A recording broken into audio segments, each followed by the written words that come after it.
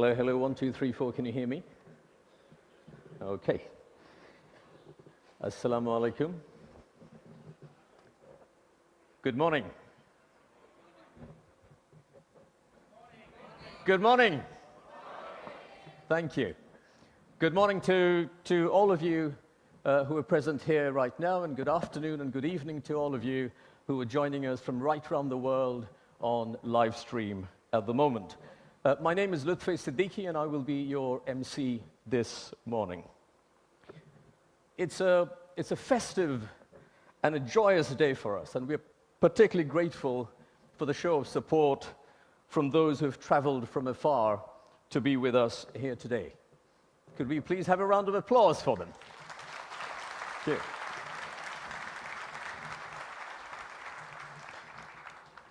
I just checked this morning the S&P 500 value of American stocks, for those who are following. It has lost 100%, everything, 100% of the gains of the last 12 months in the last few days. If you're familiar with the VIX index of uncertainty, that's at the highest level of uncertainty since the height of COVID. So, at a time of global uncertainty and massive disruptions everywhere, if you're looking for some positivity and some possibilities and a relative haven of untapped potential, especially now with a clear direction of policy and governance, you're in the right place here in Bangladesh today.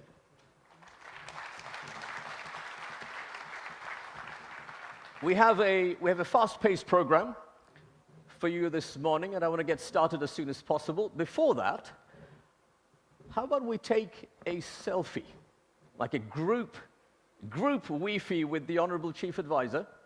Should we try and do that? So hold on to your smiles. ভাই একটু আমি সরে যাচ্ছি, আপনি একটু তুলে দেন।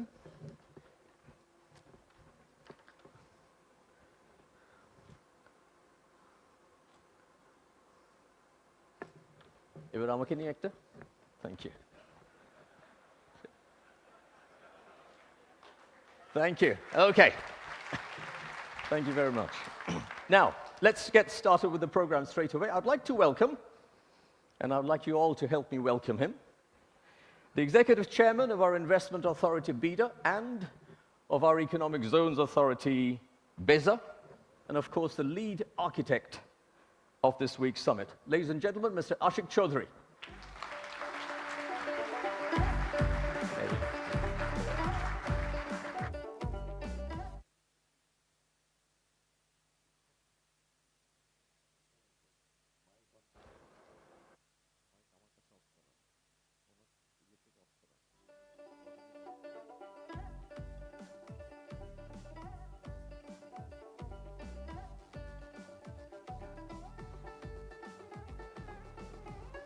Okay.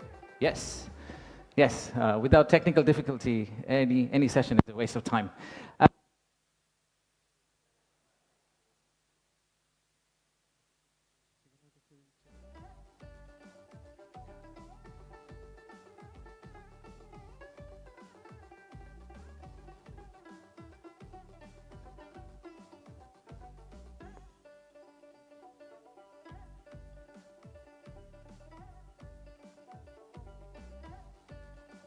Hello, hello. Yes. Sorry, that was actually intentional. We did it to just warm you guys up. So, good morning, everyone. Let's compete with Lutfi Bhai one more time. Good morning, everyone.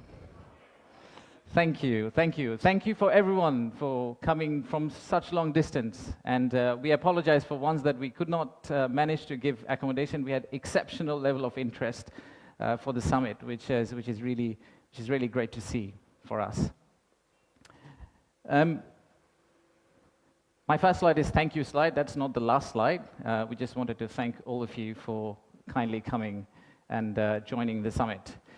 So the purpose of the summit is today, sitting in this forum, we would like to say that we are open for business, and we're really committed to win business from all of you. And to do that, we have already thrown Lutfi Siddiqui at you, not literally, but verbally. We'll also throw a Nobel Prize winner at you, We'll do anything to make sure that we win business from you. But first, I would like to take you to future. Let's think about a movie, Back to the Future. Let's go into that set and imagine that we are in 2035. In 2035, how would Bangladesh look like? You'll all be here again. My successor is going to be here presenting. That will be the 10th investment conference for us. And in that conference, we will not be talking about a rising economy, but we'll be talking about a regional manufacturing powerhouse. A country that's connecting east to the west, a bridge that connects Himalayas to Bay of Bengal, a manufacturing hub that is infested by global investors and local investors who are now exporting to the rest of the world. That vision, that imagination is what's driving us today. But it all started actually about 8 months ago. So from the future, let's go back in time to August 5th, 2024. It's a personal story for almost all of us. Unfortunately, I was in Singapore in an investment banking trading room, but my family was here. My wife was on summer holidays. My brother, who came from Cambridge for summer holidays as well, they were all out on the street as part of the protest. So at around noon Singapore time, I asked them, what's going on? What's happening in Dhaka? So what they did was they were part of a crowd. They looked forward, they took a selfie. Sorry, not a selfie, a photo what's ahead of them, and they turned back and took another photo of what's behind them. So this first photo was what was ahead of them, and this one was what was behind them. So we need to digest exactly what happened at that time. The young population, the entire youth, was out on the street demanding transparency, demanding opportunity, demanding democracy, demanding freedom of speech. And that's what has brought us here today.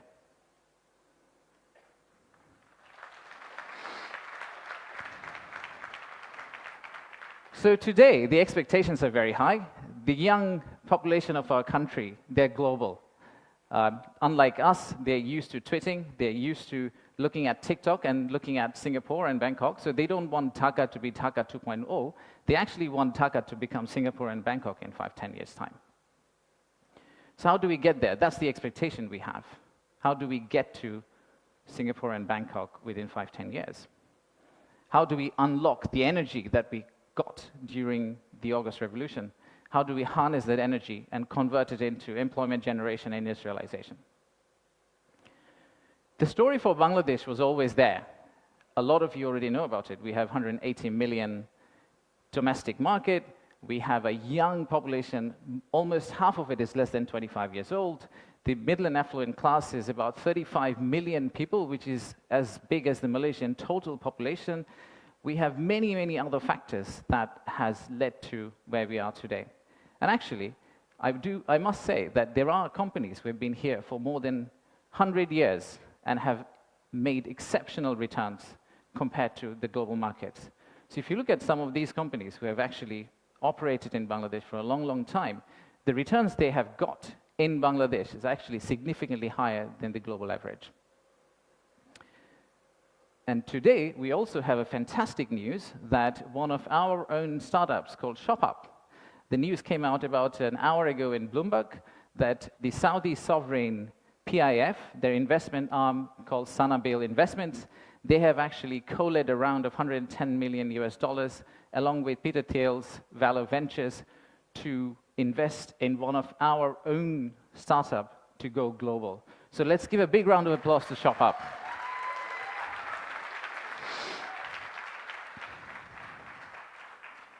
So that's today. That's today. So what's tomorrow? How do we go from here to the vision we have for 2035? So this $180 million story, or 180 million people story, is not enough. I think we need to redefine market. we believe the market is actually much larger. When we talk about market, we should be talking about a much larger regional market which you could potentially serve out of Bangladesh. You set up your factory here, you export out to all these markets. At the same time, I would expect these markets to set up their factories and push it back to Bangladesh, use the ports of Bangladesh, and potentially export out to the rest of the world. So the narrative that we've had of why invest in Bangladesh is not really a domestic market 180 million story. It is a regional story, and it's a global story. To further strengthen ourselves, we have decided to enhance our port capacity. In Chittagong area, what you see now, we are actually tripling that within the next few years, which is essentially allow this region to consider Bangladesh as one of the biggest logistical hubs.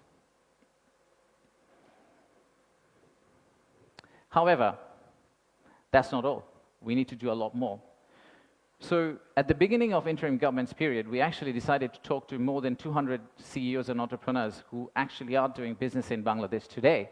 And we wanted to understand how can we convert our critics into our ambassadors. They are the only ones who could potentially bring business for us. They are the only ones who, if they travel abroad and say Bangladesh is a great place for business, that's when we are likely to get more investment. So we divided all their complaints into two groups, or the solutions that came out of their complaints. The list of challenges are very long. It's from the Earth to the Moon and back. But we whittled it down to a few action items, some of which are short-term wins, so some of that you see here, some of which are actually long-term policy reforms that we would like to also undertake and set the direction of travel for the country in the right course so that the incoming government, the next government, the political parties who come and start driving this economy, they can follow the same script for us. I'll give you a few examples. Let's start with, we talked about a true one-stop service. There are two elements of one-stop service. The first one is the human element, and then there is the digital element. In the human element piece, what we have decided to do is we are going to co-locate the primary agencies, the high touchpoint agencies for our investors in one location. So that instead of the investors walking around different ministries, and we have a lot of them in Bangladesh, they all come to one office and they end up meeting everyone. We've also decided, like banks, and I am from banking, I guess that helped, that we are going to set up a relationship management team under BIDA. What it would essentially do is, just like a corporate banking, relationship banking manager, he would hold hand of the investor and walk them around the landing process. Let's take another example. Our friends in National Board of Revenue helped us set up the authorized economic operator. It's essentially the green channel, or widely known as the green channel setup, where if you're a good customer, you are able to circumvent some of the custom checks and fast-track your process through the ports. That has been picked up as one of the biggest challenges that we have, the time it takes to go from your factory all the way to your customer. And finally, let me show you one more example of policy change. So as you all know, there are many government agencies. We also know there's private sector. The dialogue between private sector and government agencies has not necessarily always been the most collegial. So how do we break that apart? The first thing we need to do is to club the government agency into one. We need to show one face. We need to be one outfit for our customers, our investors, and then create a bridge between our private sector and the government of Bangladesh. So what we are planning to do is to set up a private sector advisory council that will actually counsel the head of state directly on a regular basis, essentially voicing the changes that they would want to drive the economy forward. So these are some of the examples of what we are planning to do. And if we are able to do that, we do believe that we will get to the end, the vision we have for 2035. Now, of course, there are many, many other factual reasons, statistics, tables, Excel files that I can share with you to tell you why you should invest in Bangladesh. In fact, the next slide will have a QR code which you can scan and download, which will have essentially this presentation. So you didn't have to take the photos of the presentation, by the way. You will have this presentation, and you will also have an appendix of facts and figures and why we think competitively we're actually in a very better place than our competitors. So please watch out for the QR code. But before I go there, I would really like to finish off with this. There are economic reasons to invest in Bangladesh, but I really don't want you to invest in Bangladesh for the economic reasons. If you really think about investing in Bangladesh, think about investing in Bangladesh because of the transformational journey you're going to be part of. For the odd mixture of warmth and resilience our people have, and our century-old culture paired with the shared values that we have with you. So I rest my case here. Thank you very much for coming, and enjoy the rest of the day. Thank you all.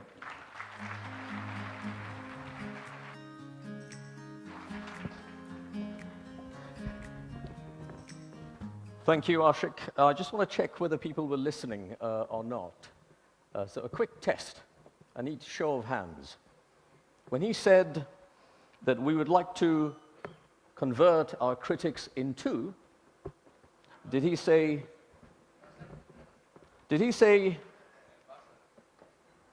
convert our critics into super critics, neutral observers, into ambassadors? Can I hear the answer? Ambassadors, super promoters, ambassadors. Thank you very much. So let's now move on to the next section. Here, this is what we're going to do. Instead of us marking our own homework, talking up our own game, we would like to hear from 3 distinguished speakers from outside of our government. In quick succession, 3 of them from 3 different perspectives. First up is the Chief Executive Officer of Inditex, the makers of Zara, all the way from Spain. Ladies and gentlemen, please welcome Mr. Oscar Garcia Macea.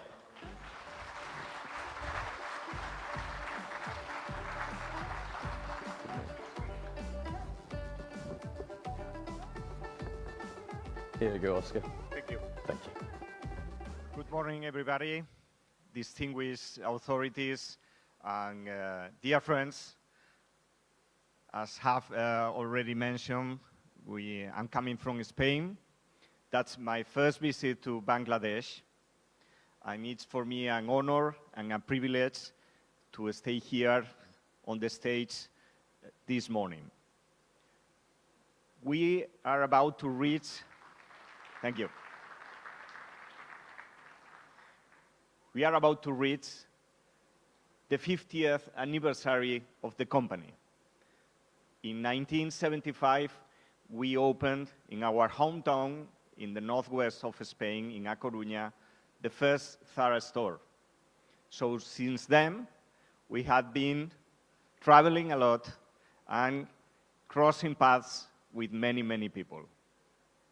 More than half of this time, we have been partnering with critical stakeholders here in Bangladesh. We arrived on Sunday morning, and during these 4 days of very busy and very crowded agenda, I have had the chance of confirming every single minute the feedback that I received about Bangladesh when I joined Inditex 4 years ago. Entrepreneurial spirit and an ambition to keep on growing and to keep on improving not only the financials, but also, and even more important, the lives of the people. So for us and for me, realizing that all of the feedback that I have been receiving from my teams during these 4 years before arriving at Bangladesh, confirming those ideas has been a great honor and a great privilege. As has just been mentioned, we are living times of uncertainties. Inditex formula, during these almost 50 years running business, has been innovation and flexibility. We have been innovating a lot in our fashion proposition, providing our customers our products that rely on creativity, on quality, on design, and sustainability. Second, we have been innovating a lot in terms of the experience that we have been providing to our customers in our physical stores and in our online platforms. Bear in mind that we have physical presence nowadays in 97 different countries, and we are about to open our country number 98.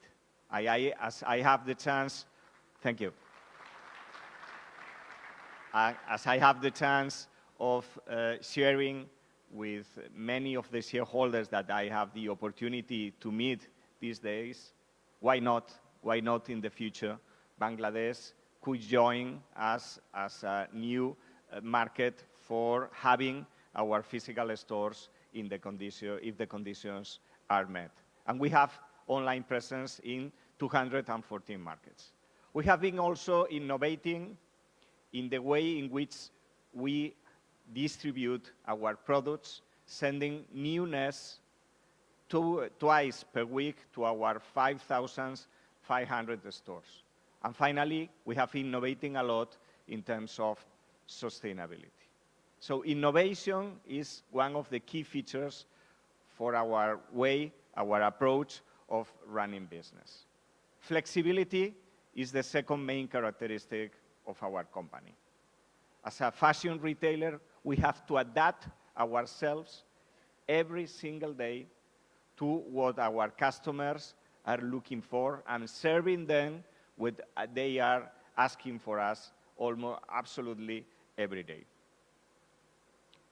Coming back to Bangladesh, what we have been noticing during these 4 days and the feedback that I have been receiving from my teams here on the ground and in Spain is that those characteristics of innovation and flexibility also applies to Bangladesh.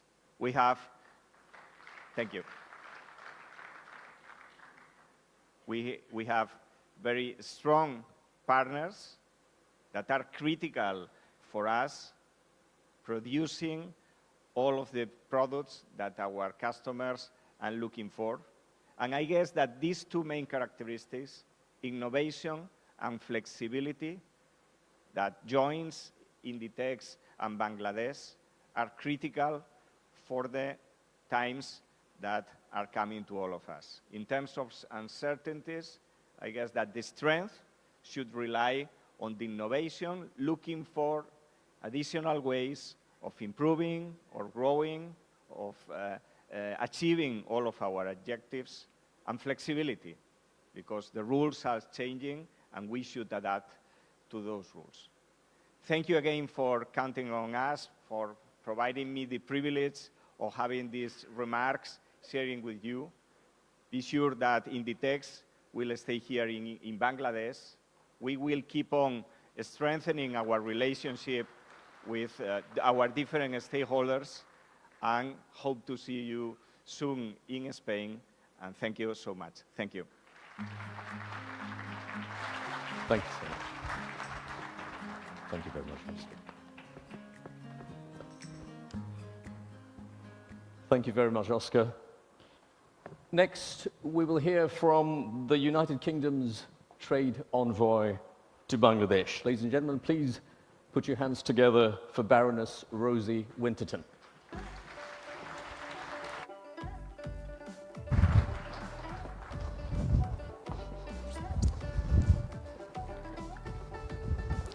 Thank you, Ludwig. Thank you.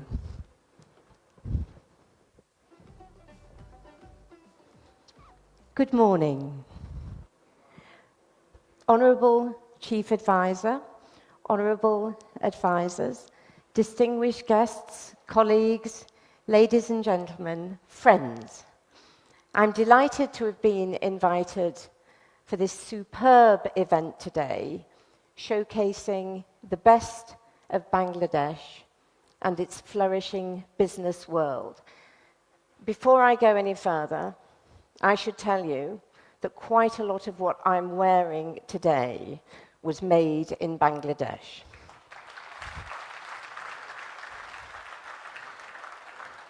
I won't go into too much detail, but rest assured, I always check the label. And earlier this year, I had the privilege of being appointed as the UK's trade envoy to Bangladesh. And when I was asked, I was absolutely delighted to accept this role for several reasons. The first is the opportunity to help with the UK government's #1 mission, and that is driving economic growth. This mission recognizes that growth can unlock countless opportunities and raise living standards for everyone. And to achieve this, we are working with business and partners around the world. And the UK and Bangladesh has, as we know, a shared endeavor of economic growth, job creation, and prosperity. And frankly, this summit exemplifies that. The second reason why I was very excited to accept this role was having the opportunity to come back to your vibrant and fantastic country. I was last here in 2017, and a lot has changed since then.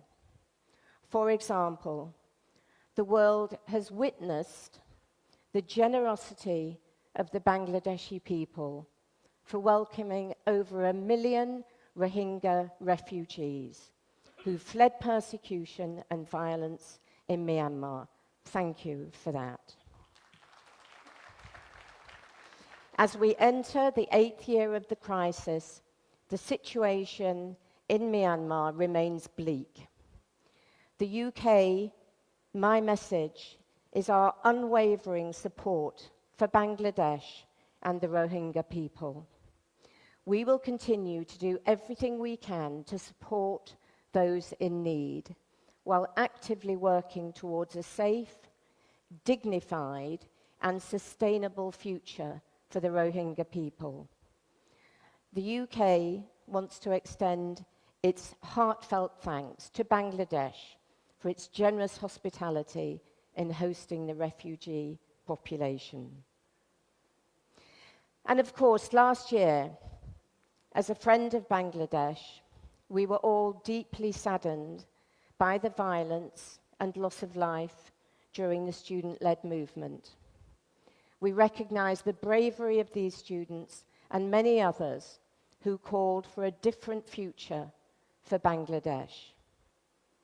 Now, as a former Deputy Speaker of the House of Commons, and I may at some point say order, order, if things get out of hand, I take a very keen interest in institutions and the role that democracy plays in advancing stability, growth, and prosperity.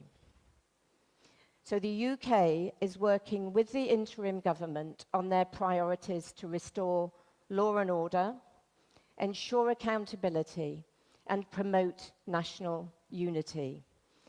And that is why, Honourable Chief Advisor, the interim government has the UK's full support as you chart a peaceful transition to an inclusive, prosperous, and democratic future for Bangladesh.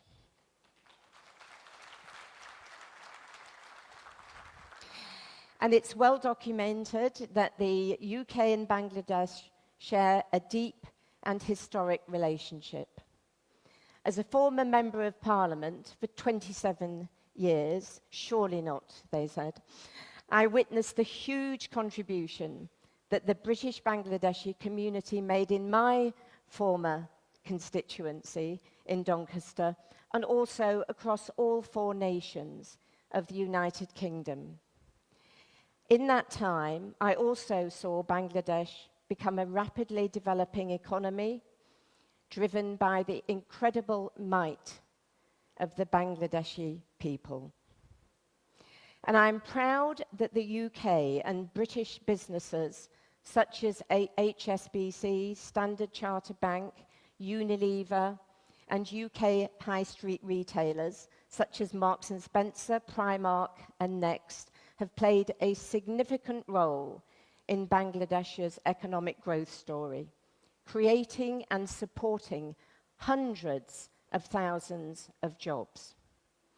As the UK government itself now focuses on growth and jobs and places this at the heart of our foreign policy, the UK remains laser-focused on building the economic partnership that will boost two-way trade and investment between our two countries.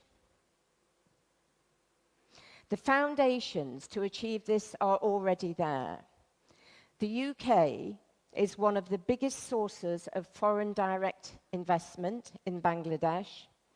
It's the third largest market for Bangladeshi ready-made garments, and Bangladesh is the biggest beneficiary of the UK's trade preference scheme, the Developing Countries Trading Scheme.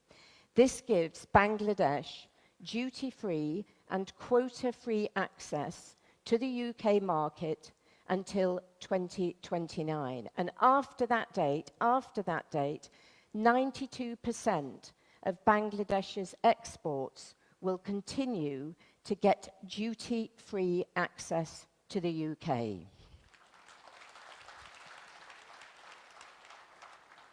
This scheme also encourages Bangladesh to diversify its exports to the UK beyond garments, laying the groundwork for Bangladesh's economic security ahead of LDC graduation next year. The Developing Countries Trading Scheme provides opportunities for UK buyers and Bangladeshi suppliers across an increasing range of products. And as Bangladesh prepares to engage and enhance its trading relationships in the post-LDC era, the UK government is providing technical assistance to the Ministry of Commerce to strengthen their capability on trade policy and negotiations. I'm also pleased that His Majesty's Revenue and Customs will be providing capacity building support to the Customs Wing of the National Board of Revenue to enhance trade facilitation. Taken together, these initiatives constitute significant UK contributions for Bangladesh's LDC graduation process. Moreover, in support of the interim government's economic priorities, the UK is playing a proud role in supporting macroeconomic stability and restoring confidence in Bangladesh's banking sector, crucially important. And that allows Bangladesh to tap into the world-leading UK expertise in the financial services sector and build resilience in countering economic headwinds. The UK offer does not stop there, however, it's further complemented by our British investment partnerships. Our development financial institution, British International Investment, recognises Bangladesh as a powerhouse market. It's investing $450 million in Bangladeshi companies between 2022 and 2026. BIA has invested in companies such as RFL Electronics to help diversify Bangladesh's manufacturing base, as well as supporting micro and SMEs and women-led businesses. I saw some great examples yesterday, I can tell you, through funding partnerships with BRAC Bank and Citibank.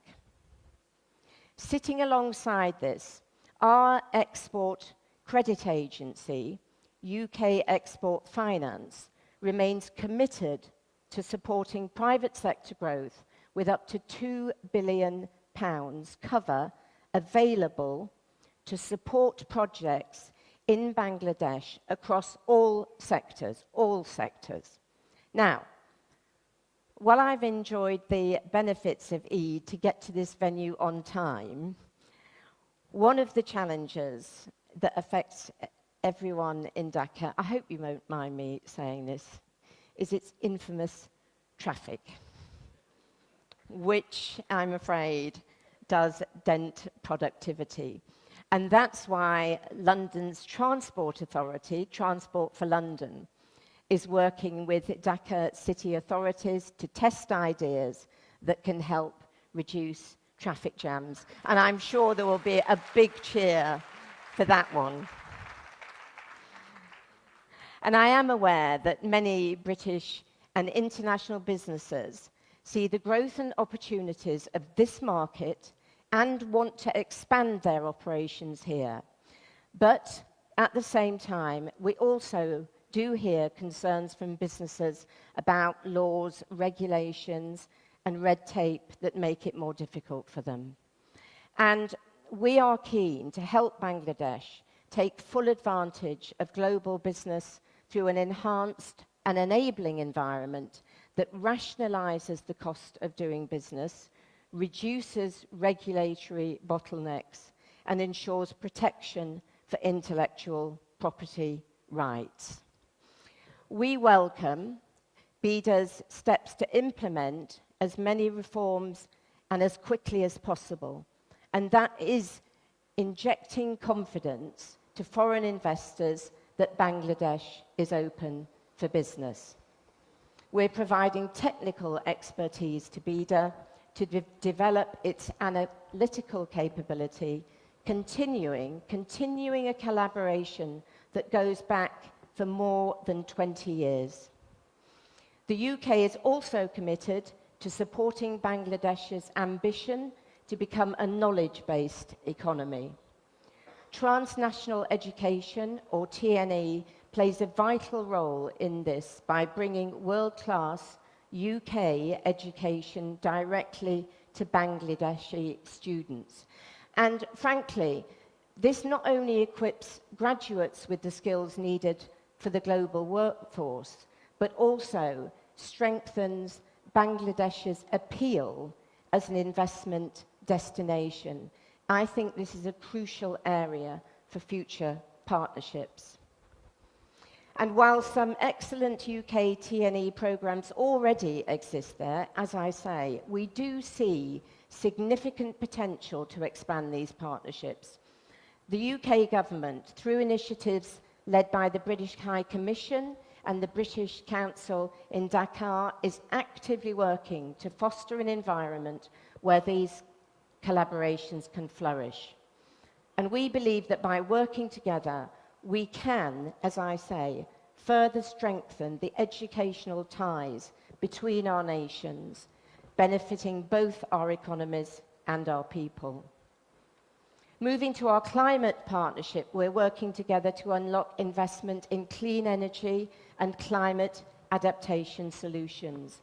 And we do want to harness the UK's world-leading financial sector and renewable energy expertise to help deliver Bangladesh's climate ambitions. And we all know in this room how important that is for the future of the world. In defence, we both share a deep and enduring commitment to a free and open Indo-Pacific. There's significant potential, however, for much closer defence collaboration over the coming years, building on our enduring military-to-military partnership. And I see opportunities to unlock ready-to-go opportunities in the maritime sector and in wider defence procurement partnerships. So, now as Bangladesh diversifies, I call to action British companies across all industries. Come out to Bangladesh, seize the opportunities here. I was delighted to be with Ashik Chowdhury last month at the UK government's Indo-Pacific Trade Roadshow in London and hear him share, as he did today, the exciting prospects to do business in this country. It's inspiring. And as he and I discussed, I'm particularly pleased that we're working closely with Bangladesh on our shared ambitions in aviation, in defence, in financial services, higher education, and the transition to cleaner growth. So to conclude, the UK and Bangladesh economic, trade, and investment relationship is stronger than ever.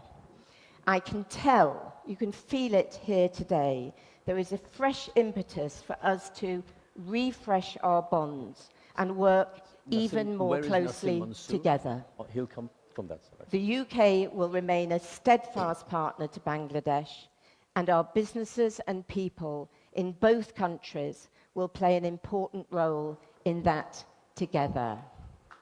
Onek Donna Bad. Hey, Thank you. thank you. Thank you. Thank you.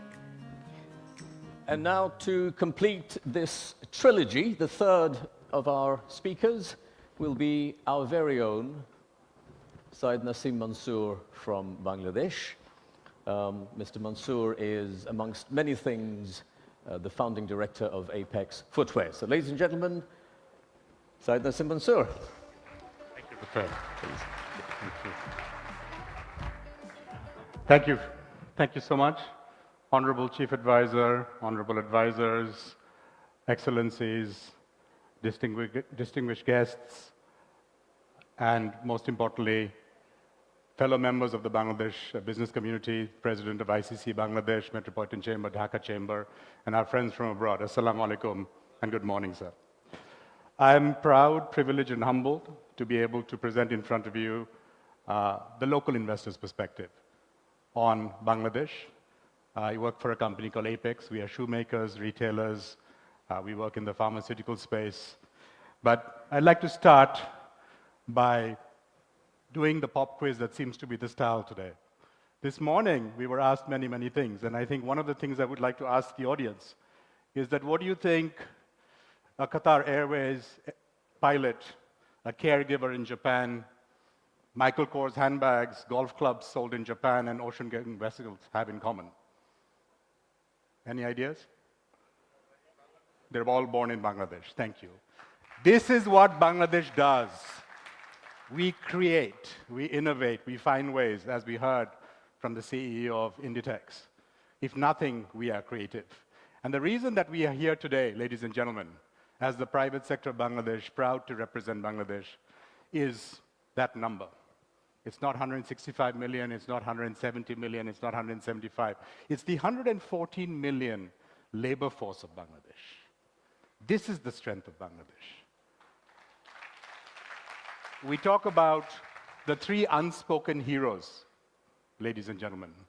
The farmer of Bangladesh, a tiny country half the size of Ohio, which feeds 170 million people. We talk about the migrant workers of Bangladesh sending back record amounts of remittance to Bangladesh, sustaining the consumption and the growth. And an area which is particularly close to my heart, the people who work on the shop floors of Bangladesh, making product from Bangladesh. For the wages that we are able to pay and that, inshallah, we will continue to raise, for the productivity that we get, for the quality that we deliver, for the obstacles that we overcome, there are very few countries in the world that has this quality of workforce. One of the things I never like to say, and I think we would like to consciously avoid, is the word cheap labor. I think it's demeaning to our labor. Our labor is not cheap. We have low-cost competitive labor that is some of the finest in the world, and you can ask any investor in Bangladesh. We have some of the most productive factories in manufacturing groups in Bangladesh. I'll name one, Coats. Coats is one of the largest thread manufacturing groups in the world. You'll be happy to know that their highest productivity factory is actually in Bangladesh. So there are many, many examples with the right management where this can be done. Now, the private sector that I represent, 76% of the total investment comes from the private sector. And what we have done is we have created markets, we've disrupted industries, we are born to export as RMG, as leather footwear where I work, we are agile and brave, and we are globally connected. And examples of this are just a few that I would like to now especially highlight to our friends maybe who are visiting Bangladesh for the first time.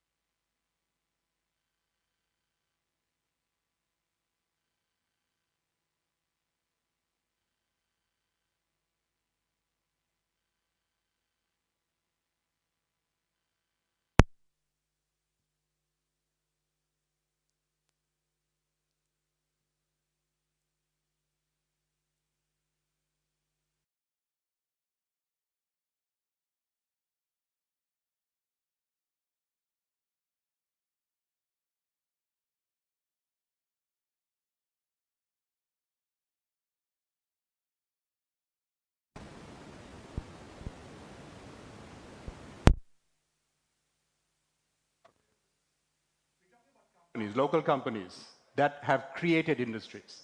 And let me tell you what would have been in that slide when that slide comes back. We talk about companies like Kollol. In the late 1970s, they decided that there is a market here for facial tissue, and everybody laughed at this company and said, facial tissue? And they went to the United Kingdom and then licensed Fay tissues. And today, facial tissue is a multi-million-dollar industry in Bangladesh. We're talking about companies like Square Pharma, which today not only manufactures FDA-certified grade pharmaceutical in Bangladesh, but actually has a plant in Kenya serving the African continent. We're talking about a company like Akij Bashir, which, by the way, is making European quality glass, but is also 51%, according to the website, solar.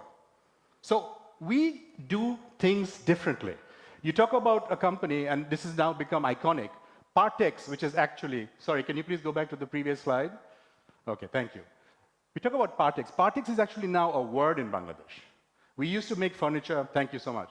We used to make furniture only with solid wood. Now you have Partex board. You talk about, I love this one. I don't know if you know this logo. It's Amanat Shah Lungi, the little flower on the side. Amanat Shah Lungi is a third-generation lungi producer, which is now a vertically integrated textile producer. Why can't we have an international lungi brand? A lot of people wear lungis. Look around. So I think there's a lot of stories here that need to be told. We talk about Arong. Arong is one of the few social businesses in Bangladesh, and Sir, of course, wrote the book on this, where basically they employ the rural artisans and they bring that to market at a speed and at a pace that nobody else can match. They just built the world's largest craft store in the Hon'ble. For those of you visiting, go take a look. 60,000 square feet of beautifully handcrafted Bangladesh. We talk about Pran. You can go from Africa, I think, to Antarctica, and you can go anywhere. And our version of Pran, of the famous patata chips, is everywhere. So Bangladeshi companies scale. Bangladeshi companies can compete. And of course, last but not least, we do have BGMEA. Putting Bangladesh garments on the map, made in Bangladesh, the label check that we heard about. ACI, the last example that I will give. ACI aerosol, we all grew up with that. Unfortunately, mosquitoes is part of life also in Bangladesh, but it's also an opportunity. This was a brand that was built in Bangladesh, then acquired by a US company. They came and they bought the brand.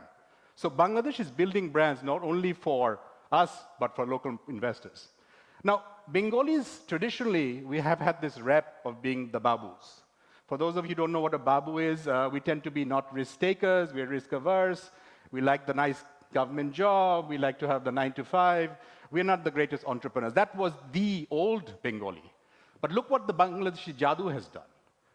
We have gone in and we have found markets because we see opportunity to create, to disrupt, to find new ways to lead. We can scale. Bangladesh is one of the few markets where you can scale. You can test something and then you can roll it out to 20 million households. Talk to the people in Telenor, they will tell you. Ability. I think the ability to learn and to grow, not only just at the shop floor level, at the managerial level, entrepreneur, unbelievable. Very, very steep learning curve. And most important, a sense of responsibility. In the previous slide, I had a company there called Isfahani. All of us who are from Bangladesh know Isfahani. We are proud of this company now, more than, I believe, 3 generations, if I'm not mistaken, in Bangladesh. Run one of the finest eye hospitals in Bangladesh. Nobody forced them to do this. Nobody gave them a tax break initially. I know Chairman NBR is in the room. Hopefully he will consider, sir. But they did it because they care and they love this country. So social responsibility was being done in Bangladesh before it was a word. Now, what are the next big things? We've all been talking about agro, but the one big thing I want to talk about is healthcare. If you look at how much money leaves this country, $5 billion officially that we know or we don't know, nobody knows the real number, and I'm so happy to hear that from China to other countries, people are being encouraged and incentivized to set up those facilities here. Look at that growth, $820 million just for medical equipment. Make it in Bangladesh. This is the opportunity. Consumer electronics, we still have a tariff rate. Tariff is the word today for everybody.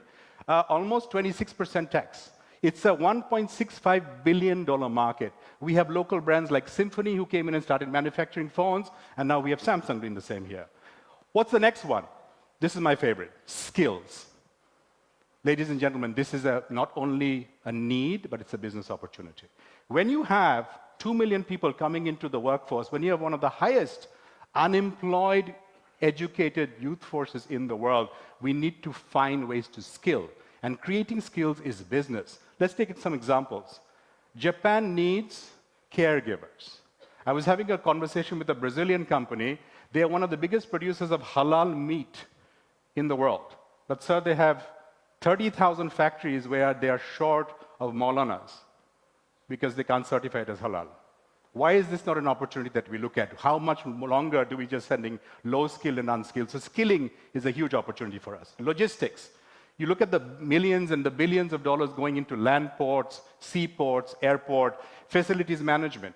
I would like to request the chief advisor and the advisors, please look at managed services. Let's look at how we make these logistics. We are paying a lot of money, taxpayers' money, sir, for the hardware. Where's the software to manage this? Can we bring in internationally reputed players to manage these facilities so that we are more competitive? And of course, beyond apparel, we've heard this above, beyond and beyond. I think with the 10x growth in the last 20 years, global competencies that we've already acquired, and we have an export culture and DNA. In July and August, our exports did not stop. This country is resilient, this economy is resilient, we find ways out. A lot of countries would not be able to cope the kind of shocks that we've gone through. We are moving towards higher value added.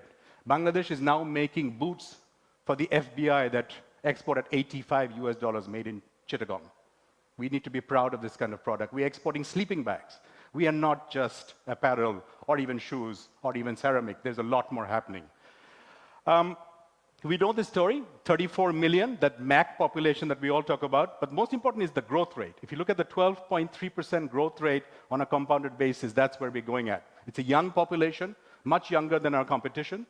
It's digitally ready. We can see that there's a lot of digital readiness penetration. There are obvious cost savings, but this is where I'd like to take a little bit of time. And this is where we talk about the transformation of the economy. Of course, there are challenges. There is always a risk-reward ratio, and there is a premium that you factor in your pricing. These are the areas that we have been asking to do work. We are now seeing the government focus on each and every one of them, whether it's a global regulation and standardizing our standards, whether it's access to capital. We've been hearing about Orange Bond, for example, newer ways to finance, how to raise competitiveness, how to create a level playing field for everybody. And I know the Ministry of Commerce is working very hard with the National Board of Revenue to do this. And, of course, the stabilizing macro situation. We have gone through an extremely turbulent period in our economy, but we are seeing some green shoots, and we are seeing also specific actions. If I just, there's too much information on that slide, but online document submission before ships arrive, very low-hanging fruit. Should have been done a long time ago, already done. Online payment. So in each and every one of these areas, whether it's, I want to thank the BIDA chairman for this. Trade licenses, why every year? Why do we need to? Let's have it for 3 years, let's have it for 5 years. Already done. Long-term actions in terms of export diversification. Let's allow the bonded warehouse system beyond the RMG to other people.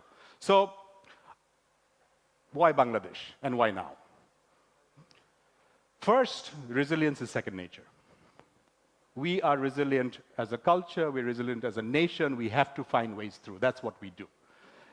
Whether it's natural disasters, whether it's man-made, whatever it is, whether it's the erosion of advantage, whether it's tariffs right now, we will have to find a way through. And I feel confident that working together, as we saw from the morning presentation, if the private sector and the government work together as we are doing now, and we continue to build that, we will find a way through. Location. We've heard about that extended market, and it's not just, I would say, the immediate neighborhood. We're talking about the Big B opportunity. According to the World Bank, the potential for increased growth in South Asia alone is $11 billion. So it's not just the Bangladesh market, it's way beyond that right now. I completely agree with Lutfe and with Ashik. Manufacturing is the story and must be the story, ladies and gentlemen. We have a population that is ready, that is willing to work in factories, that is not yet, if I may use the word, over-entitled, and they have the skills and they can be scaled. This is the sweet spot for the next 20 years, simply because of our age profile. And it's manufacturing across for export, for domestic, as well as for shared.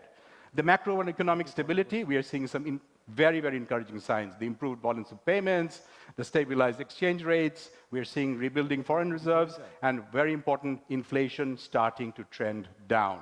This affects us everywhere, whether it's the domestic consumption story or the export story. And last but not least, most important for all investors, domestic and, is governance. And this focus on governance and 4 specific areas that we would like to appreciate. The judiciary system reform, we are seeing dedicated commercial courts come up so that the speed of resolution is faster. The public administrative reform, I think the idea that there has to be a service culture in public administration is taking hold. Financial sector reform, and of course, a zero tolerance on corruption. This is what foreign investors want to see. So, my concluding thoughts? Yes, we all know this number, right? There are more Bangladeshis than there are Vietnamese and Thais combined. But it's not just about the numbers. There are a few words in Bengali that do not translate. Man, Obhiman, and one of my favorite words is Shaukin. Sir, you can help me, but I don't know how to translate Shaukin. I believe it is people who like to buy things, who like to have nice things, not just buy, have nice things around them. We have a Shaukin culture. And this is a culture that's not just about consumption and materialism, it's also about appreciating what we have. So I would say to you, Bangladesh is investable, Bangladesh is invincible, and Bangladesh is in us. Thank you very much. Thank you.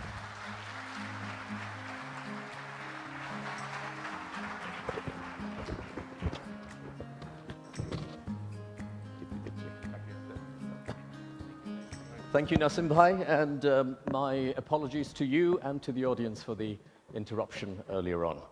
Now we've come to the next segment of the program, which is really, really exciting because we're going to be celebrating and recognizing trailblazers in 4 categories. But I'm not going to tell you any more. To do that, please welcome on stage Mr. Nayan Rahman Rochi, Head of Business Development at BIDA and the overall operations lead of this event. Thank you. Good morning, ladies and gentlemen, and I hope that you are enjoying the Bangladesh Investment Summit so far.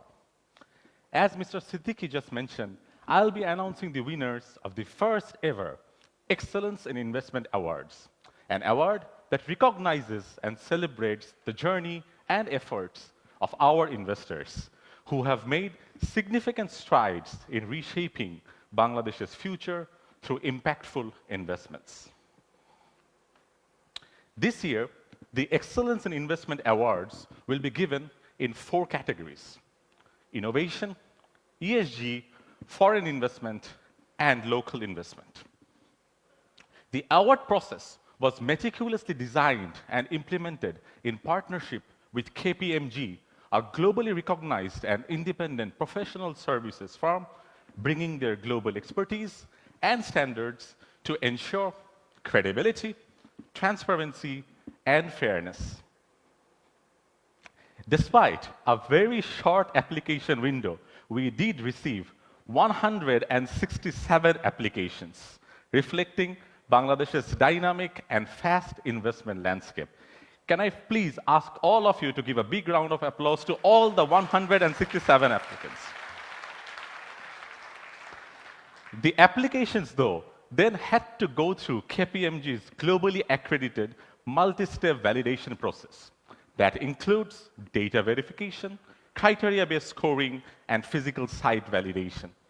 The shortlisted candidates then were presented in front of a 4-member high-level jury who eventually decided on the 4 winners for today.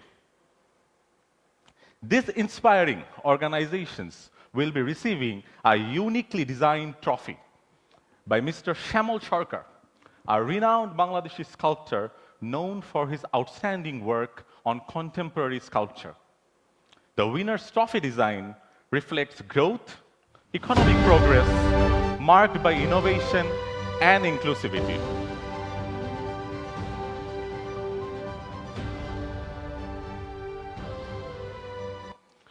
So, ladies and gentlemen, are you ready to know who the winners are? But a small note before I announce. To limit the disruptions in terms of movement, may I kindly request the winners, whenever I announce your name, to gather at the corner on my right side and stand there. I'll call you up on stage later, but if you can kindly just gather when your names are announced, that would actually help all of us. All right?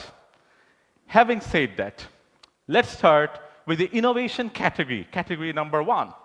This category recognizes successful early-stage entrepreneurs who have already made transformational inroads into the existing ways of doing business through either innovation or their entrepreneurial spirit. Ladies and gentlemen, the first Excellence in Investment Awards for the innovation category goes to Fabric Lagbe.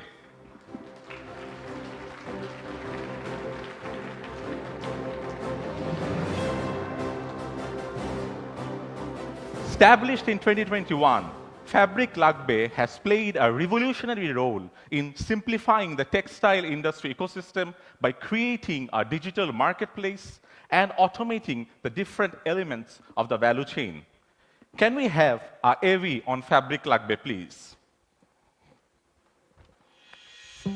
In just 3 years, Fabric Lagbe Limited has redefined Bangladesh's textile sector, digitizing trade, connecting 7,500 plus buyers, and empowering over 500 women entrepreneurs.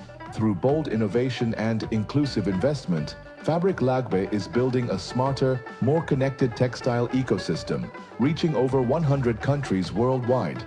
Today in Innovation category, we honor Fabric Lagbe Limited with the Excellence in Investment Award 2025 for creating an innovative digital marketplace to ease the fabric production, procurement, marketing, distribution, and sales processes. Congratulations, Fabric Lagbe Limited.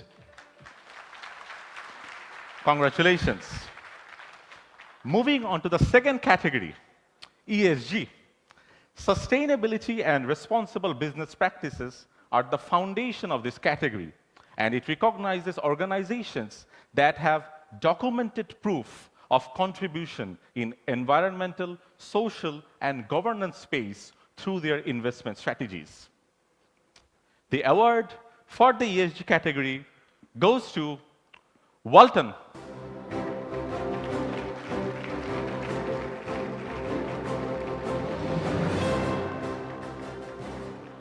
Walton has demonstrated continued excellence and commitment to sustainability by setting up mass renewable projects, employee well-being initiatives, and consistent commitment to financial standards and governance.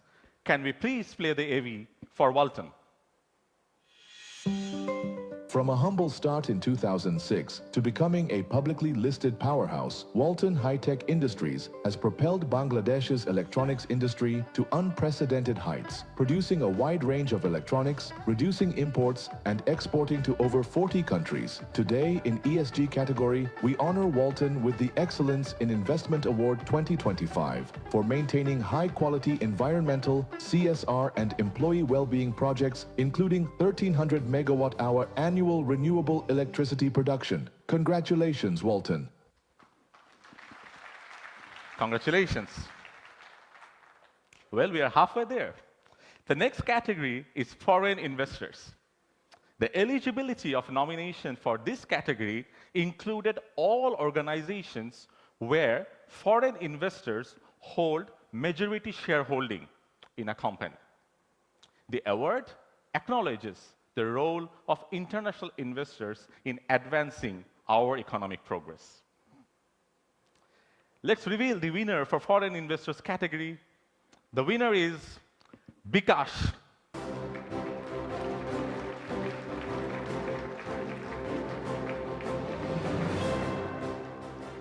Bikash is the first unicorn startup of Bangladesh and has been consistently maintaining a stellar track record on both financial delivery and return for investors. Please, let's see what Bikash has done in the video. Launched in 2011, Bikash has attracted global investors like IFC and the Gates Foundation, powering Bangladesh's digital financial revolution. Bikash continues to transform lives through sustained investment and innovation. Today, in foreign investment category, we honor Bikash with the Excellence in Investment Award 2025 for high gross turnover delivery, lower bank debt, and excellent gross profit margin of over 20%. Congratulations, Bikash.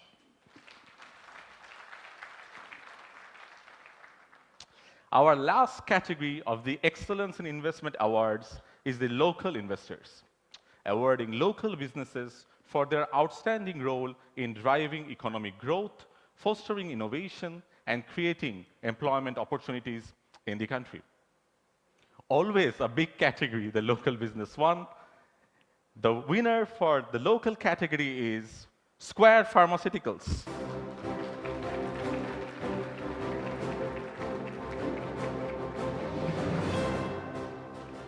Congratulations to Square Pharma, which continue to be a pioneer in the category with world-class manufacturing and export-driven growth.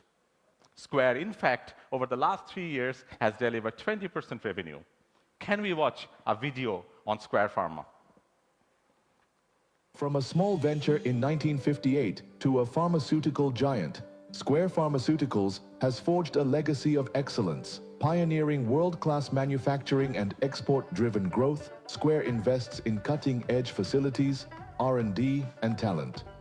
Today in local investment category, we honor Square Pharmaceuticals with the Excellence in Investment Award 2025 for long-term investment commitment, average revenue growth of over 17%, and excellent return on capital employed.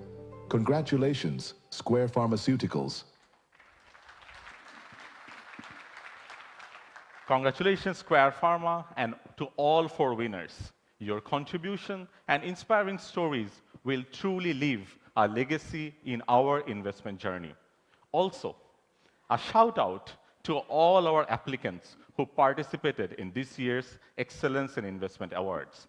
You truly are the heart and soul of this economy, and we are truly, truly grateful to you.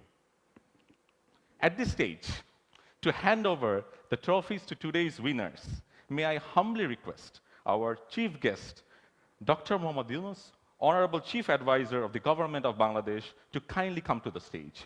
I also request Mr. Ashik Chaudhry, Chairman of Bida and Beza, and Mr. Lutfe Siddiqui, Special Envoy to the Chief Advisor, to accompany Sir to the stage.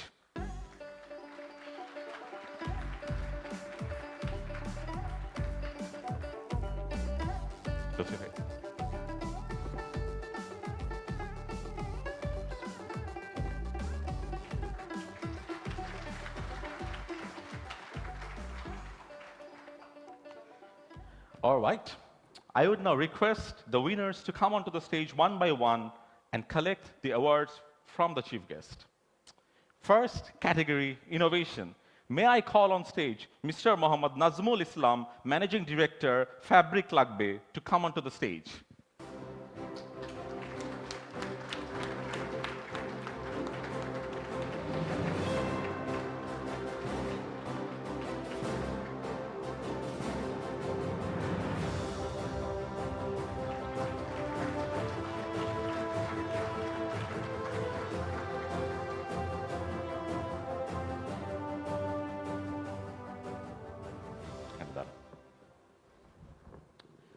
Next, for the ESG category, I humbly request Mr. S. Mahbubul Alam, Managing Director of Walton High Tech Industries, to come to the stage.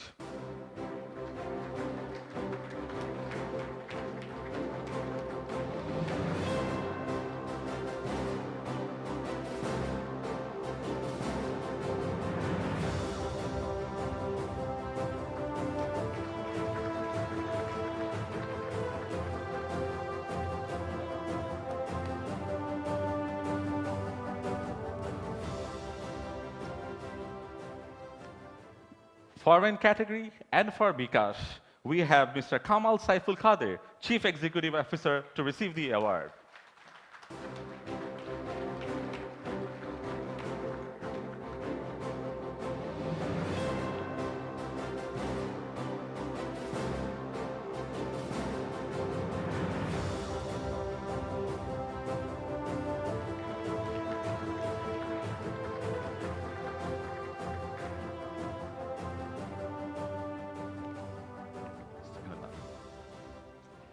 Last but not the least, for the local investment category, I request Mr. Eric S. Chaudhry, Director, Square Pharmaceuticals, to come to the stage and receive the award from the Honorable Chief Advisor.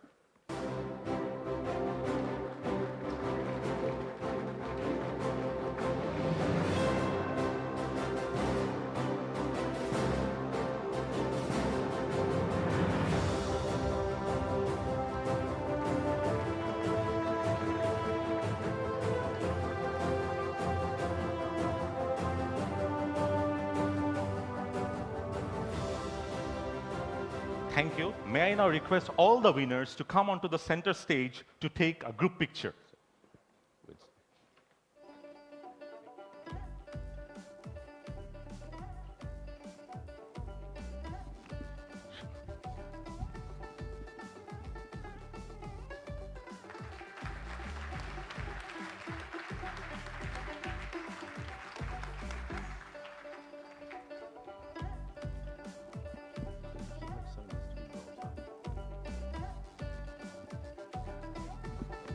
Thank you. That concludes our Excellence in Investment Awards, and I now request the winners to go back to their respective seats.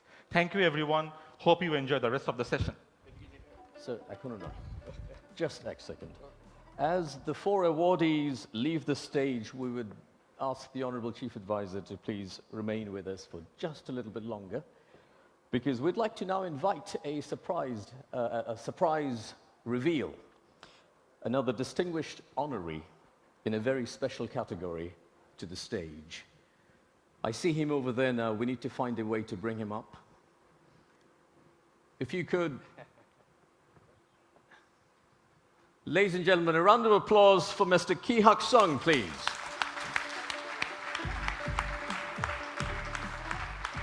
As Mr. Sung makes his way to the stage, let me just say a couple of words. He's the founder, chairman, CEO of Youngwon Corporation, a Korean multinational company specializing in outdoor clothing and footwear. The firm is a global leader with production facilities in multiple countries, not least here in Bangladesh.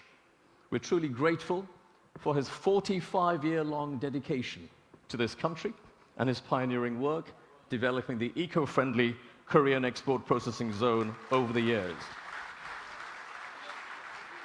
And today, we are delighted to award Mr. Ki Hak Sung an honorary citizenship of Bangladesh.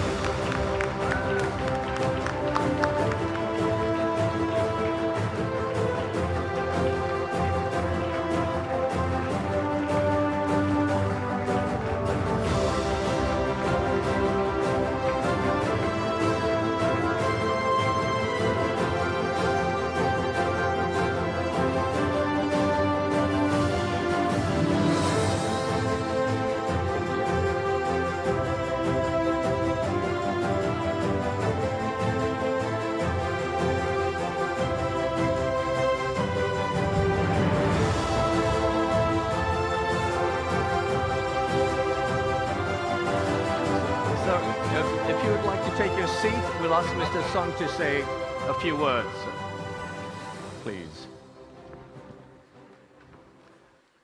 Do you have a script or? Honorable Chief Advisor and advisors and diplomats, my friends, especially friends from Chittagong, and my delegates from Korea, 35 delegates, we come along. On behalf of entire Yongwon family of 72,000 in Bangladesh and another 28,000 elsewhere, I am truly honored as well as humbled to have this honorary citizenship. Thank you. I must say, in one of the venues, I said, I'm leaving from one of my hospital in Korea, Severance Hospital, and Chittagong, shuttling between these two. So I was wishing that I become a citizen of Bangladesh, especially citizen of Chittagong. And it came 5 years earlier than I expected. I thought after 50 years, you would be giving this award to me. Thank you very much, Honorable Advisor. This is more overwhelming, honored we are because Chief Advisor, Professor Muhammad Yunus is awarding this to me. Thank you very much.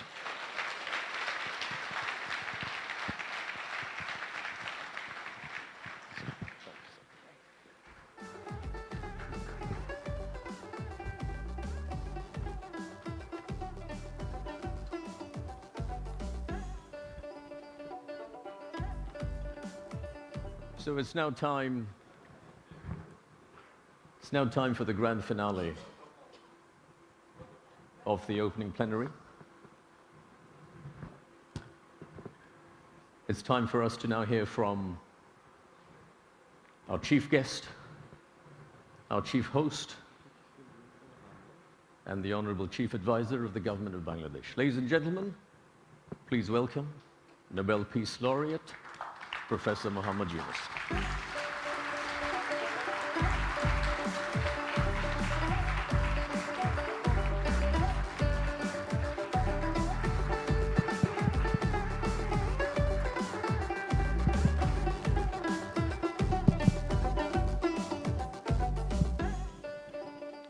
Assalamu alaikum. It's a very emotional occasion. Seeing through the journey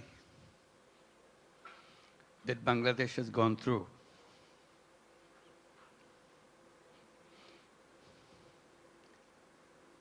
The people who are just presented, they are the heroes of Bangladesh. Let's give another big applause for them.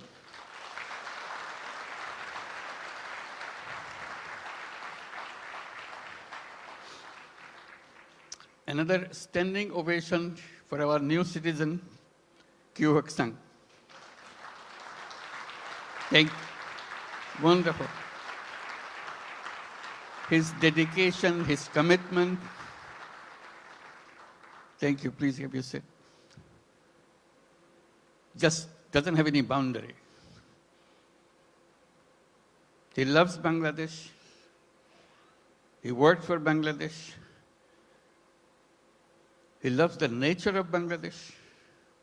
I wish you could visit his factory. And he brought so many delegations this time to come to show his new land of citizenship. Can the members of the Korean delegation please stand up so that we can give you applause? Yes, indeed. Thank you. Thank you so much. Wonderful. Yeah. Fantastic. This is your home too. We'll make this home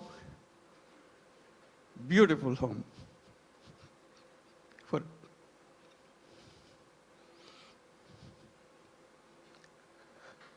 seeing them today, it's a journey that we have made the last 50 plus years. I was just remembering when we became an independent country in 1971. The celebration that we went through and commitment we made for building a new nation. Despite sacrifices of lives for achieving that independence, we rejoiced. We are free.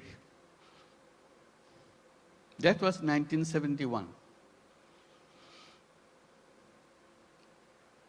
Then came 1974.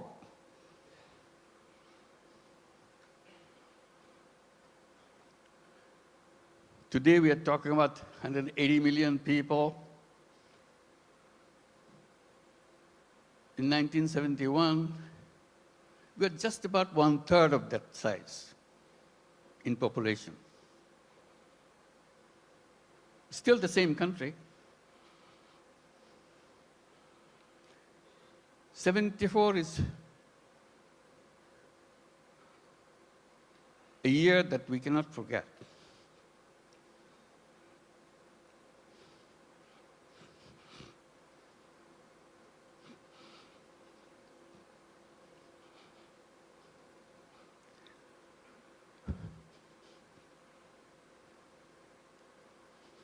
Sorry.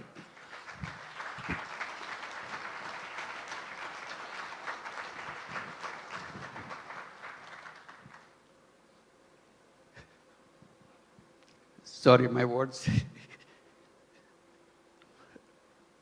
I cannot bring my word. People died of hunger. A famine throughout the country.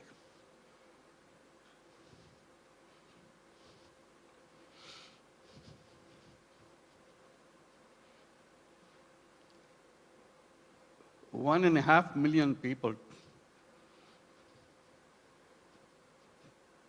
died.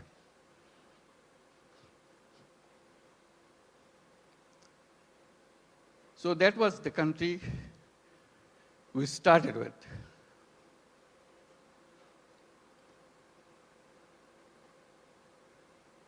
We used to grow one crop. We didn't know any other way.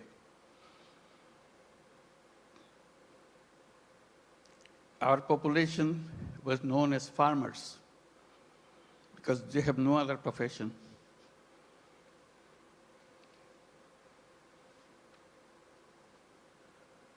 And of them,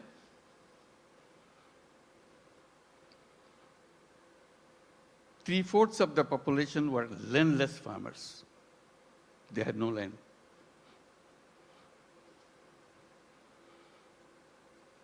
They used to lease in a tiny bit of land from the people who had little bit of land to make a living by one crop. If you heard the word dirt poor,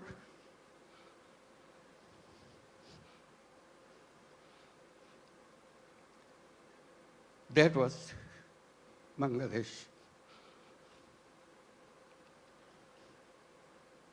Very difficult life. So if you take that journey from 1974 to 2025,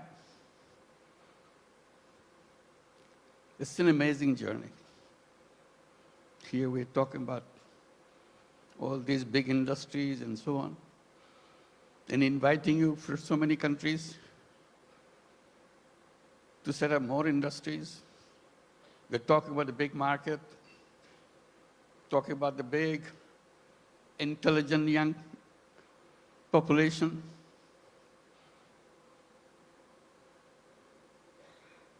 That's Bangladesh. Came a long way in a very short time.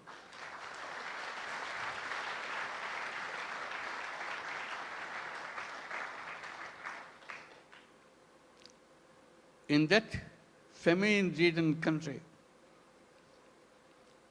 one little initiative came just to relieve the burden of watching what's going on. To help people to lend money, tiny little money, $2, $3, so that they can start a business, focusing particularly, specifically on women. They are the most destitute of all. That became known as microcredit. We created a bank called Grameen Bank. Had no idea what this finally will turn out to be. But it turned out to be a global name.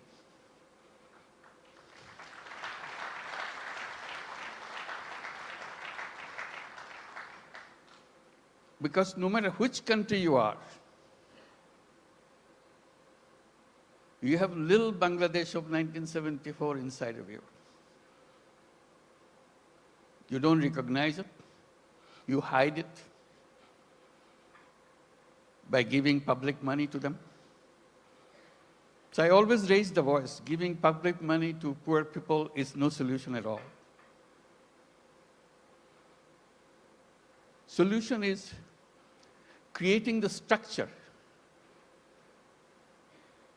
framework, will unleash the energy of the people. And microcredit was just a small effort of that.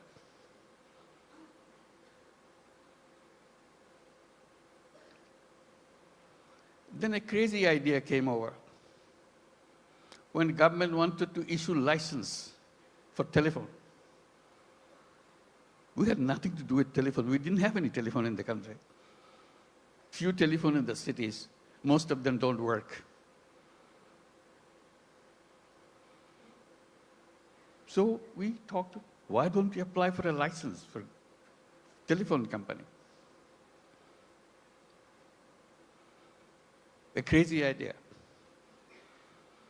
Government asked, what do you do with the telephone company? What business you got to do? I said, we'll give it to poor women. They laughed at us. To make a long story short,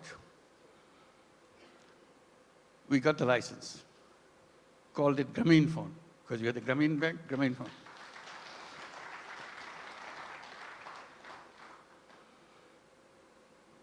Nobody wants to partner with us because we have no knowledge, nothing. Because if Bangladesh is no place for mobile phone, there's no market for mobile phone.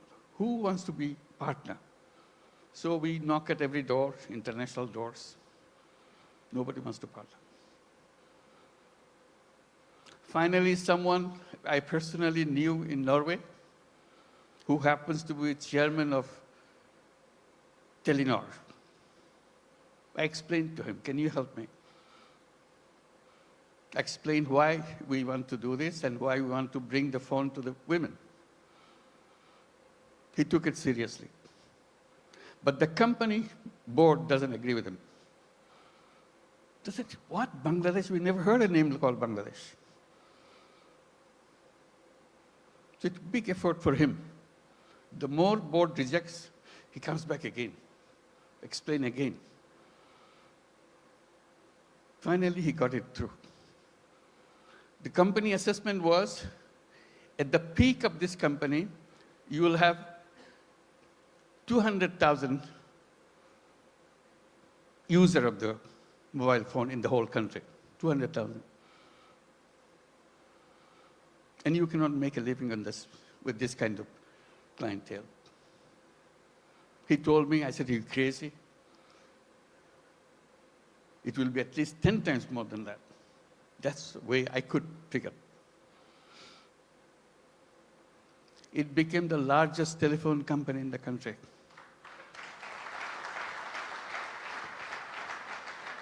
And women were the recipient of those telephone handsets, to turn them into what we call telephone ladies, sell the telephone service of the company. Men cannot apply, men cannot get the phone. Only poor women of Grameen Bank, not all women, only poor women of Grameen Bank can get a phone. Totally illiterate, has nothing to do, doesn't even know what a phone is. We train them. They started selling the service, saying, if you want to make a phone call to your son in the Middle East, in the meantime, Middle East saga began. So people wanted to talk. It became a roaring business. Soon, 100,000 women selling telephone service all over Bangladesh. It became so popular, everybody wanted to have a phone. Changed the whole company. At that time, there are other companies coming up around the world. They were focusing on their cities. The newspapers were covering us, not them. It became well known. So they started copying. For the first time, the idea came, phone have some use in the villages. They had no idea at all. The telephone has any meaning in the villages. They're always concentrated on the cities. Telephone industry globally changed.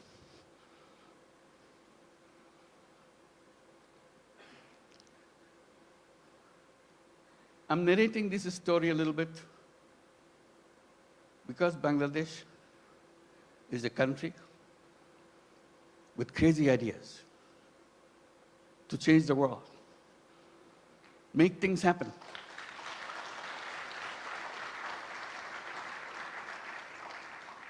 Everyone you saw on the stage receiving the award has a very powerful, crazy ideas and made them happen. So we invite you to join that crowd.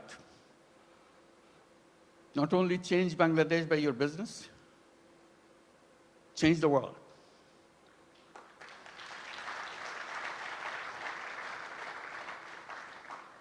I keep reminding people, yes, you want to make profit, go ahead, make profit. Maximize as much as you can. But we can add a little piece into it. Social purpose. You don't have to get disrupted by that. It's something that you can do, you have fun. Like many of you do already. So if you want to make a business with a purpose, along with the business that we do, Bangladesh is the place.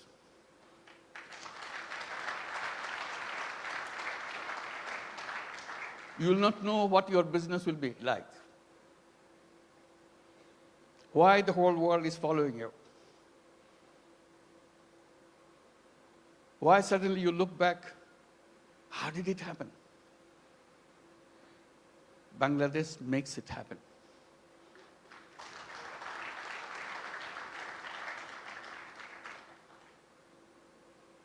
Always people explain how happy you got, you make money, we show the bottom line, fantastic thing. I try to add a little bit to that by saying making money is happiness, definitely, of course. But making other people happy is a super happiness.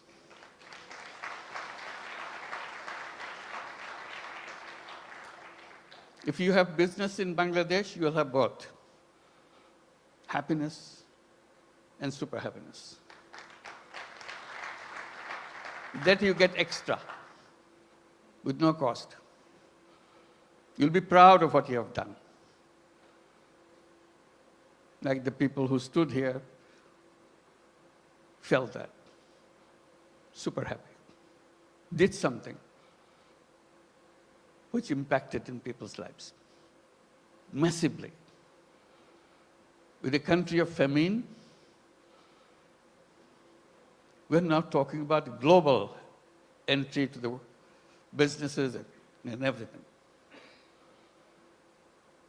And at the same time, I'm just pointing out, which has been pointed out already, we don't look at Bangladesh alone. It is only one piece of the economy. We see the whole region, very powerful region, lots of resources. We work together, facilitate each other. It's not the business to grab everything out of you, it's a competition, you grab things. We twist a little bit. You earn money, but earning money together, changing the life of the people together, is a fun, is something that immeasurable. And each of your company can enjoy that super happiness by expanding and reaching out. Reaching out, the impact that you make, you never explored. Just a little opening. That's the magic.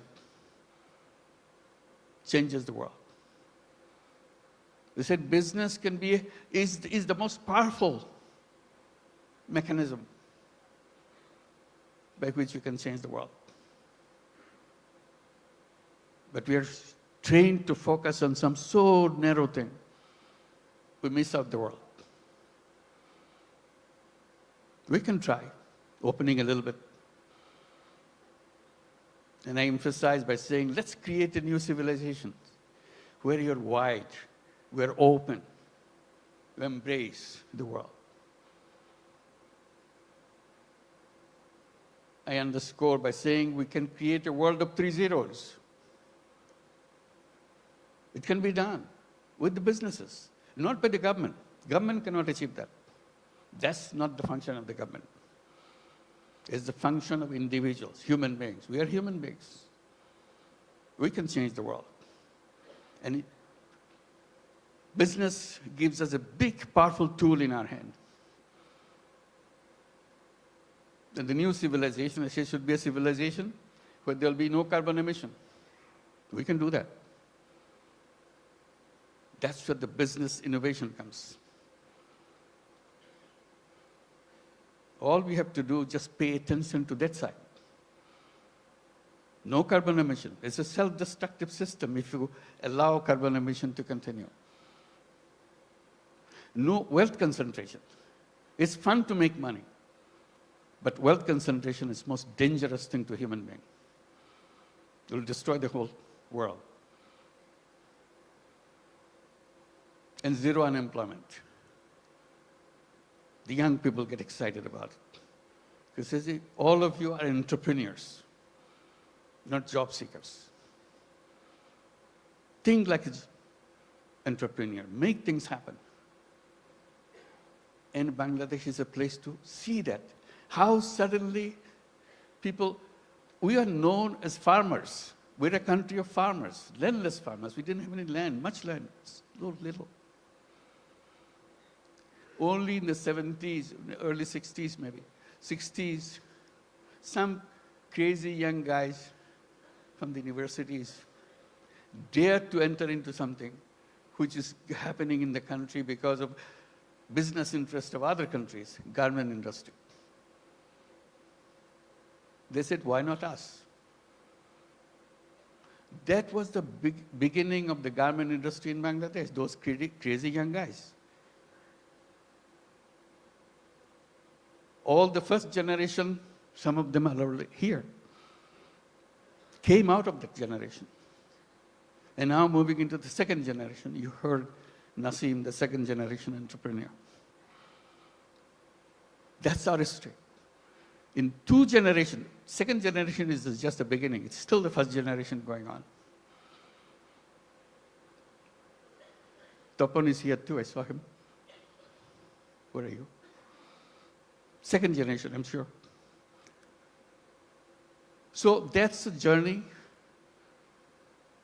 generations. Now, what is the third generation coming up? Are we prepared for that? That's a challenge to all of us. And we talk about second generation, we have to talk third generation a little bigger.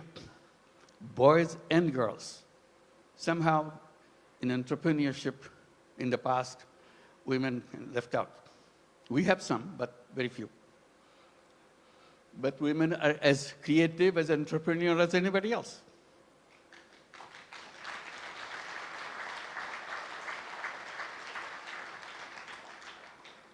Together, those young generation will change the world. They have the technology, they have the creativity, innovativeness, and problem-solving ideas.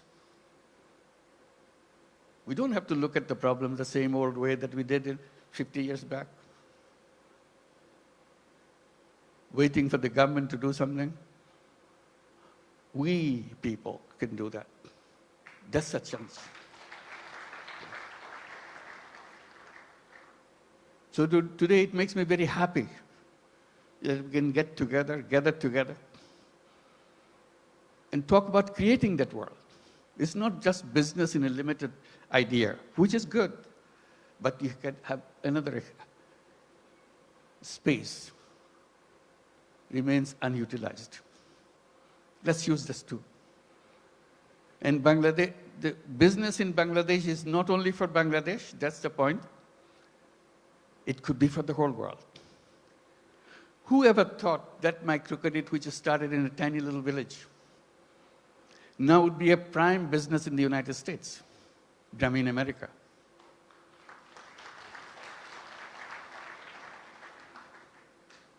Millions of women take money from Grameen America. Loan size, in the American terms, less than $1,000. Imagine needing less than $1,000 in the United States. Such a hassle, such an impossible thing. They get so grateful that somebody gives them, usually $500, $600. Now the whole Grameen America became annually about $2 billion a year. In the next 4 years, it will be $5 billion a year. It's growing very fast.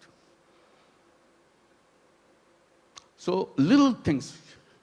In that sense, Bangladesh ground is very fertile. You put a little bit of seed, it becomes global.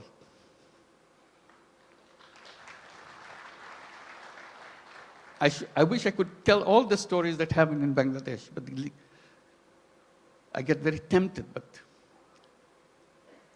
they're all here. Talk to them, find out. And we welcome you to join us with that mission, creating a new world for the whole world. Thank you very much.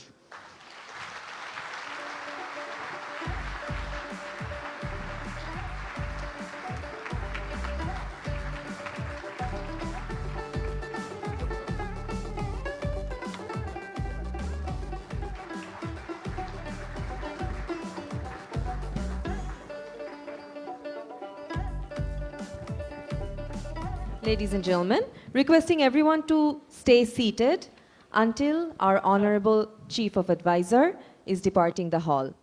Thank you.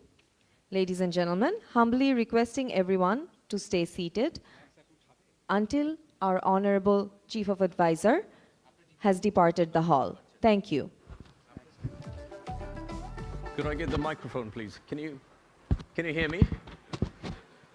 Okay, so we've come to the end. Thank you for staying with us for a little bit longer for two reasons. One is that the Chief Advisor is going to walk around the Youth Entrepreneur exhibition outside, and SSF would like us to stay here for the duration of that. So hopefully it'll be done in just a few minutes. But also because I wanted to say a few words, if I may. First of all, the quiz. When the Chief Advisor said Bangladesh is a country of, what did he say? What ideas? Crazy ideas. And what did he say in that same sentence? Bangladesh is a country of crazy ideas, and we No one remembers the second part? We make things happen. That's right. Country of crazy ideas and make things happen. That is the main mantra that I'm taking away today from his points. Could we also take this opportunity to please thank our colleagues, led by Ashik Chaudhary, who have put together this spectacular week, this wonderful event. I know that for them this has been a labor of love, but they've really been giving it their all. And the best thing that I like the way they've done it, about the way they've done it, is that it has been a collaborative effort between the private and public sectors, and those of us who are resident here and those who are away. My third and second last message is that, particularly for those of you who are visiting from outside, but also for those of us who are based here, you'll be here for a few days, attending some of the deep dive sessions. You'd have seen and heard some things earlier today. If you like what you saw, if you feel that your beliefs, your prior beliefs have changed and have been updated, then please, you can do us a huge favor if you go back to your own communities and help spread the word. We could really do with a lot of help in being, what's the word that Ashik used at the start? Ambassadors of the message that we'd like to give out. And then finally, I believe there is going to be a QR code. Could we get the QR code up? There'll be a QR code up very soon, and as soon we have that, if you wouldn't mind scanning that and give us some feedback. We would like this to be a learning affair. We want to do better next time round and the next time round. So it'll be wonderful if we could get your feedback, and that's all that I have to say. For now, please stay seated for a little bit longer, or at least stay within the room. I'm sure you can talk to each other if that's what you'd like to do. But from me, that's that. Thank you very much for your time. I'm Lutfi Siddiqui.